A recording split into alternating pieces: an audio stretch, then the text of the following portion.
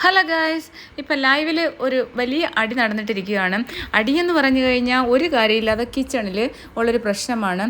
കിച്ചണിൽ നമ്മുടെ ജിഷിൻ രണ്ട് നേരം ഫുഡ് കിട്ടിയില്ല, ഫുഡ് കഴിച്ചില്ല. അയാൾക്ക് വയ്യായിരുന്നു, ടാസ്കും കാര്യങ്ങളും ഒക്കെ ആയിട്ട് ഭയങ്കര കഷ്ടപ്പാടുള്ള കാര്യമായിരുന്നു. അപ്പോൾ അതുകൊണ്ട് ഫുഡ് കിട്ടാത്തത് കൊണ്ട് അയാൾക്ക് രാത്രി ചപ്പാത്തി കൊടുക്കാൻ നേരത്ത് അയാൾ പറഞ്ഞു എനിക്ക് ചപ്പാത്തി വേണ്ടെന്ന്. അയാളാണ് രാവിലെ എഴുന്നേറ്റ് നോക്കുമ്പോൾ തന്നെ ജിഷിനാണ് രാവിലെ കിച്ചണിൽ നിന്ന് ഫുഡൊക്കെ ഉണ്ടാക്കുന്നത്. അപ്പോൾ 2 നേരത്തേക്കുള്ള കറിയൊക്കെ ഓൾറെഡി ജിഷൻ ഉണ്ടാക്കി വെച്ചിട്ട് വൈകുന്നേരത്തേക്ക് സൂക്ഷിച്ച് വെച്ചിട്ടാണ് ജിഷൻ ടാസ്കിന് പോയത്. അപ്പോൾ എന്തായാലും അയാൾക്ക് ചപ്പാത്തി ഇല്ല വേണ്ടാന്ന് പറഞ്ഞപ്പോഴത്തേക്ക് ഒരു പൂരി ഉണ്ടാക്കി ആ ഒരു ചപ്പാത്തി തന്നെ പൂരിയാക്കി കൊടുത്തു പ്രവീൺ. അത് കണ്ടുകൊണ്ടുവന്ന റെനയ്ക്ക് അത് ഇഷ്ടപ്പെട്ടില്ല, ഭയങ്കര പ്രശ്നമായി. അപ്പോൾ അതിനേക്കാൾ വലിയ കാര്യമായിട്ട് അവിടെ നടക്കുന്നുണ്ട് ഒരു കാര്യം. ജിസേലും ആര്യനും അവിടെ ആലു പൊറോട്ട ഉണ്ടാക്കി കഴിച്ചുകൊണ്ടിരിക്കുകയാണ്. അപ്പം അത് നടന്നുകൊണ്ടിരിക്കുന്ന സമയത്താണ് റെന ഈ പ്രോബ്ലം ഉണ്ടാക്കുന്നത്. അപ്പം ഒന്നാമത്തെ കാര്യം എന്ന് പറഞ്ഞാൽ റെനയെ സംബന്ധിച്ച് ആര്യനെയും ജിസേലിനെയും ഒന്നും പറയത്തില്ല. കാരണം അവരുണ്ടാക്കുന്ന സാധനത്തിൽ നിന്ന് ഒരു ഇച്ചിരി എപ്പോഴും റെനയ്ക്ക് കിട്ടുന്നതാണ്.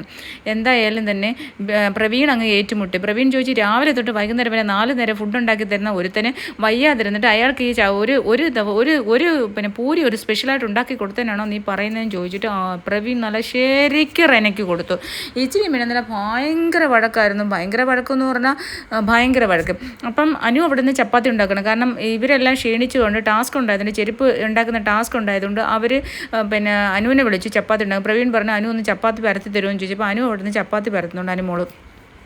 അപ്പം ഉടനെ ജിസേലും ഒക്കെ ആലു പൊട്ടറ്റ് അവർക്ക് വേണ്ടി നമ്മൾ ആദ്യം തൊട്ടേ കാണുന്നതാണ്. ജിസേലും ആര്യനും എപ്പോഴും അവർക്കുള്ള ഫുഡ് അവർ തന്നെ ഉണ്ടാക്കും. കാരണം അവർക്ക് ഇതേണക്കുള്ള സാധാരണ ചപ്പാത്തിയൊന്നും അല്ല അവർ കഴിക്കുന്നത്. അവർ ആലു പൊറോട്ടയും അതിൻ്റെ കൂടെ ക്യാരറ്റും അതും ഇതും ഒക്കെ വെച്ചിട്ടാണ് അവർ ചെയ്യുന്നത്. ക്യാരറ്റ് പുഴുങ്ങി അതും കൂടി ചേർത്തിട്ടൊക്കെയാണ് അവർ പൊറോട്ട ഉണ്ടാക്കുന്നത്, ചപ്പാത്തി. അപ്പോൾ അത് ഇവരെ എല്ലാ കിച്ചൺ ക്യാപ്റ്റന്മാരും ജിസേലിന് സമ്മതിച്ചു കൊടുക്കും. ജിസേലും ആര്യനും അങ്ങനെ സ്പെഷ്യൽ ഫുഡാണ് എല്ലാ പ്രാവശ്യവും ഉണ്ടാക്കി കഴിക്കുക. അപ്പോൾ അതാരും ചോദ്യം ചെയ്യുന്നില്ല. അപ്പോൾ എന്തായാലും പ്രവീൺ പറഞ്ഞു ജിഷിന് ഒരു ചപ്പാത്തി ഒരു പൂരി ഉണ്ടാക്കി കൊടുത്തതാണെന്നുണ്ടെങ്കിൽ നിനക്ക് ഈ പ്രശ്നമെന്ന് പറഞ്ഞിട്ട് ഭയങ്കര പ്രശ്നമായി സംസാരം. ഈ റെനയാണെങ്കിൽ ആ പ്രവീണിൻ്റെ പുറകെ നടന്ന് ബഹളം വയ്ക്കുന്നു. അപ്പോൾ ഉടനെ തന്നെ പറഞ്ഞു എല്ലാ എണ്ണം കിച്ചണിൽ നിന്ന് എല്ലാം ഇറങ്ങാൻ പറഞ്ഞു. ഇനി ഒറ്റ എണ്ണം കിച്ചൺ ടീമല്ലാത്ത ഒറ്റ എണ്ണം കിച്ചണിനകത്ത് ഫുഡ് ഉണ്ടാക്കാൻ കയറുന്നത്. അനുമോൾ അപ്പോൾ തന്നെ ഇറങ്ങി. ജിസേൽ ഇറങ്ങത്തില്ല. ജിസേൽ അവിടെ കിടന്ന് ഭയങ്കര പ്രശ്നം. അനുമോൾ അങ്ങോട്ട് പാത്രം അങ്ങോട്ട് ഉണ്ടാക്കിക്കൊണ്ടിരുന്ന പാത്രം അങ്ങോട്ട് വെള്ളത്തിൽ കൊണ്ടിട്ടെന്നും പറഞ്ഞ് അനുമോടെ തോളെ കയറാനായിട്ട് നോക്കി. അനുമോളൊന്നും മിണ്ടില്ല. അനുമോൾ ഇറങ്ങിപ്പോയി.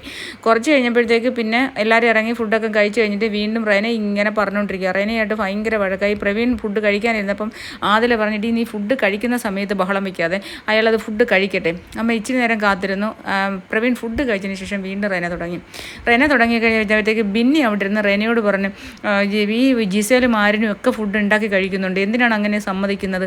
അപ്പോൾ ഉടനെ റെനയുടെ വായിൽ നിന്ന് അത് വന്നു. അപ്പോഴത്തേക്ക് നമ്മുടെ അനീഷ് അങ്ങോട്ട് കയറി പിടിച്ചു. അതിനു മുമ്പ് തന്നെ അനീഷും ആര്യനും തമ്മിലൊരു പ്രശ്നം ഉണ്ടായിരിക്കുക. പാത്രം കഴിവില്ല. ആര്യൻ പാത്രം കഴിയാതെ അവിടെ ഇട്ടിട്ട് അങ്ങ് പോയി.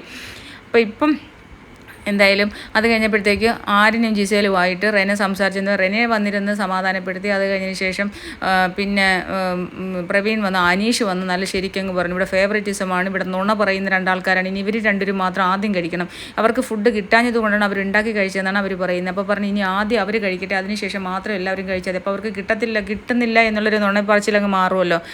അങ്ങനെ പറഞ്ഞ് എന്തായാലും അനീഷ് കിടന്ന് ബഹളം വെച്ചു. അത് കഴിഞ്ഞപ്പോൾ എല്ലാവരും സംസാരിച്ചു. എന്തായാലും ആരിൻ്റെ ഒരു ആക്ഷനൊക്കെ ഉണ്ടല്ലോ, ഒരുമാതിരി കൈയും കാലും തലയും എല്ലാം കൂടി കുലുക്കി ഒരുമാതിരി എന്ത് പറയുന്നതിന് അതൊരു മാനസിക പ്രശ്നമുള്ള ഹൈപ്പർ ആക്റ്റീവ് ആണല്ലോ.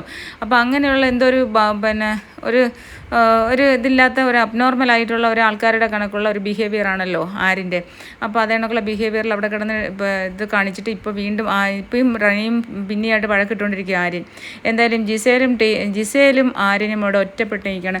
ഒരു കാര്യം കൂടി ഉണ്ട്. അക്ബർ ഇന്ന് ജിസേലിന് വേണ്ടിയിട്ട് അപ്പോൾ സംസാരിച്ചപ്പോൾ അനുമോളെ പറയുന്നു അവളത് കേട്ട് കാണത്തില്ല, അല്ലെങ്കിൽ അവളങ്ങനെ അറിഞ്ഞുകൊണ്ട് ചെയ്തതായിരിക്കത്തില്ല പാത്രം ഇവിടെ കൊണ്ടിട്ടത്, അവളങ്ങനെ അറിഞ്ഞുകൊണ്ട് ചെയ്തതാണ്, അപ്പം നീ എന്തിനാണ് അത്രയും കൂടുതൽ ബിച്ചെന്നൊക്കെ വിളിച്ചു.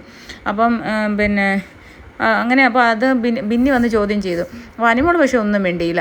അതിനുശേഷം അത് അക്ബർ അനുമോളെ സപ്പോർട്ട് ചെയ്ത് സംസാരിക്കുന്നത്. എന്തായാലും ഭൂകമ്പം വരുന്ന ഒരവസ്ഥയാണ് കേട്ടോ. അനുമോളെയൊക്കെ അക്ബറൊക്കെ സപ്പോർട്ട് ചെയ്ത് സംസാരിക്കുന്നതാണ്. ഇപ്പം എല്ലാവരും അനുമോളോട് കൂടാൻ ശ്രമിക്കുന്നുണ്ട്. ഇന്നലെ മാരാർ വന്ന് പോയതിന് ശേഷം വീണ്ടും അവർക്ക് മനസ്സിലായി അനുമോളുടെ ഭാഗത്ത് തെറ്റില്ലെന്ന്. അതുപോലെ തന്നെ അനീഷും മനസ്സിലായിട്ടുണ്ട്. ഇന്നലെ തൊട്ട് അനീഷും അനുമോളെ സപ്പോർട്ട് ചെയ്തിട്ടാണ് ഇവർ 2 പേരുമാണ് ഫേക്ക്, ഇവർ 2 പേരും പറയുന്നതെല്ലാം നുണയാണ്, ഇതൊക്കെ സംഭവിച്ച കാര്യമാണ്, ഇവർ 2 പേരും ഇവിടെ പലതും കാണിക്കുന്നുണ്ട്, എല്ലാവരും കണ്ണടയ്ക്കണം എന്നുള്ള കാര്യം അവിടെ അനീഷിനായാലും മറ്റുള്ള കണ്ടസ്റ്റൻ്റായാലും മനസ്സിലായിട്ടുണ്ട്. അത് പ്രേക്ഷകർക്ക് മനസ്സിലാവുന്നു എന്നുള്ളതിൻ്റെയും കൂടി സൂചനയാണ്. അപ്പോൾ ഓക്കെ, ബൈ.